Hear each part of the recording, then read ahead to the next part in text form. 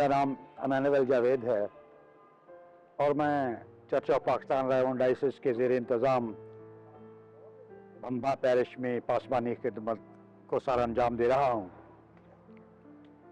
और हमारे लिए जो लेंट के ये हवाले से किताब का तरतीब दिया गया है, इसमें से लेंट का 9वां बुलावा क्या है, आज हम उस पर गौर करेंगे। लेंट के इस बुलावे में 5 पॉइंट रखे गए हैं। हम थोड़े वक्त के लिए उनको बारी बारी डिस्कस करेंगे और सीखेंगे कि खुदावंद लेंट के इन अयाम में हमसे क्या उम्मीद और तवक्को रखता है।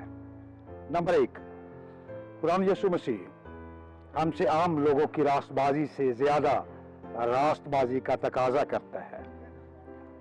खुदावंद यीशु मसीह बताता है कि अगर तुम्हारी रास्तबाजी फक्कियों और फरीसियों की रास्तबाजी से ज्यादा ना होगी तो तुम आसमान की बादशाही में हरगिज दाखिल ना होगे। उस वक्त फक्कियों और फरीसियों को रास्तबाजी का मुजस्मा और आम लोगों से ज्यादा रास्तबाज माना जाता था। वो ज्यादातर दीनी रसूमात की अदायगी की बदौलत रास्तबाज गुजारे जाते थे, अगरचे उनके दिल हकीकी तौर पर खुदा की तरफ रजू ना होते थे। उन्हें अपनी रास्तबाजी के जरिए से सिर्फ अपनी तारीफ अजीज थी। वो खुदा की तारीफ को सानवी दर्जा देते थे। उन्हें देखकर उनके बारे में खौफ, रोब और इज्जत के ख्यालात तो उजागर होते थे, मगर खुदा की तारीफ करने की तहरीक नहीं मिलती थी। खुदावंद ने उनकी हकीकत उन पर खोलते हुए उनसे कहा, ऐ रियाकार फक्की और फरीसियों, तुम पर अफसोस कि तुम सफेदी फिरी हुई कब्रों की मानद हो, जो ऊपर से तो खूबसूरत दिखाई देती हैं मगर अंदर मुर्दों की हड्डियों और हर तरह की नजासत से भरी हुई है। इसी तरह तुम भी जाहिर में तो लोगों को रास्तबाज दिखाई देते हो मगर बातन में रियाकारी और बेदीनी से भरे हो। मत्ती के अंजीली बयान 23, 27वीं और 28वीं। इस तनाजुर में यीशु मसीह का ये बयान कि अगर तुम्हारी रास्तबाजी फक्कियों और फरीसियों की रास्तबाजी से ज्यादा ना होगी तो तुम आसमान की बादशाही में हरगिज दाखिल ना होगे, एक इनकलाबी और नया बयान था। यीशु मसीह के इन अल्फाज की आवाज जब फक्कियों और फरीसियों के कानों में पड़ी होगी तो उन्होंने जरूर ये सोचा होगा कि कोई हमसे ज्यादा रास्तबाज कैसे हो सकता है, और आम लोग भी ये सोच रहे होंगे कि फक्कियों और फरीसियों से ज्यादा रास्तबाज कौन हो सकता है। वो अपने अलावा हर एक को नारास्त और हकीर करार देते थे। जैसे फरीसी ने हैकल में दुआ करते मसूल लेने वाले को हकीर जाना। यीशु मसीह बहसीयत हमारा मसीहा अपना इख्तियार इस्तेमाल करते हुए एक ऐसी रास्तबाजी कायम करता है जिसका दर्जा शरीयत की रस्मी तामील वाली रास्तबाजी से कहीं बढ़कर है। वो अपने सुनने वालों से कहता है कि वो दिल की रास्तबाजी इख्तियार करें जिसका मुहर्रिक खुदा और दूसरों के लिए मोहब्बत होती है। दूसरा पॉइंट, हमने रास्तबाजी का बुलंद तरीन मेयार बरकरार रखना है।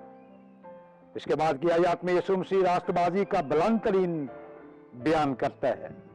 वो मूसवी शरीयत के एक हुक्म को तो कि तू खून न करना की मिसाल देकर उसे तौसीह देता है।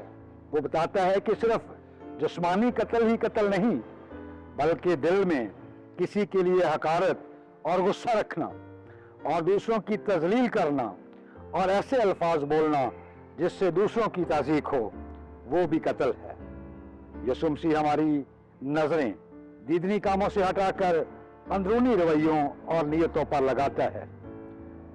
उसकी इस दुनिया में आने का एक मकसद ये भी था कि वो शरीयत के पीछे खुदा के हकीकी इरादों को हम पर जाहिर करे और हमें शरीयत की हकीकी रूह बताए। नंबर 3, हमने गुस्सा और तौहीन आमेज लहजे जुमले बोलने से गुरेज करना है। यीशु मसीह गुस्से को कत्ल के बराबर करार देता है और बताता है कि किसी भाई या बहन के खिलाफ अपने दिल में गुस्सा पालना भी सजा का मौजब बनता है। वो खबरदार करता है कि किसी की तजलील और दिल आजारी का मामला अदालत की सजा वाला मामला बल्कि दोज़ख की आग में जलने वाला मामला बन जाता है। इस तालीम से खुदावंद ने गुनाह की जड़ पर कड़हाड़ा रखा है, क्योंकि हमारे अमल हमारे ख्यालात और रवैयों का नतीजा होते हैं। इसलिए जरूरी है कि हमारा बातन किसी के खिलाफ गुस्से और हकारत और बुग़्ज़ से पाक रहे, तभी हमारा अमल उनके बुरे कामों से पाक होगा। फिर कत्ल का सबब भी दूर हो जाएगा।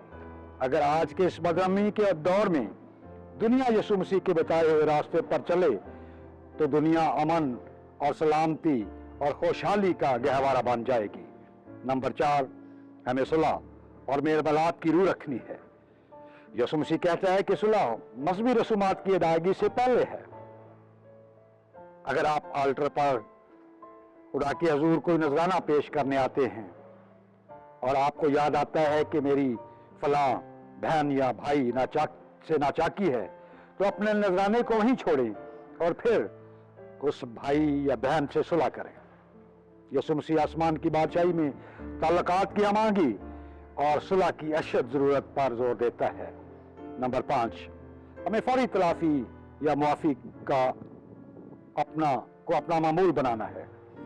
यीशु मसीह हमें तनाज़ात की फौरी तौर पर हल करने की ताकीद करता है।